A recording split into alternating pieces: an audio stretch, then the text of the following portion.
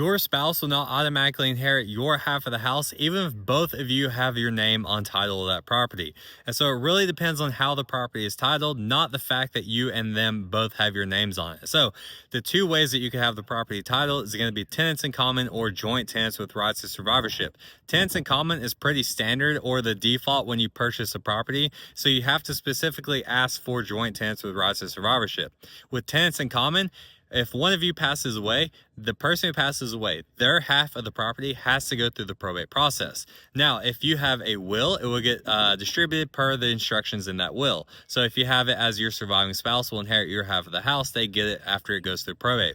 If you don't have a will, then it will get split per the intestate laws. As an example, in Georgia, your assets will get distributed evenly between your kids and your surviving spouse, with your spouse getting a minimum of 1/3. So your half of the house will get split up and not go directly out to your surviving spouse.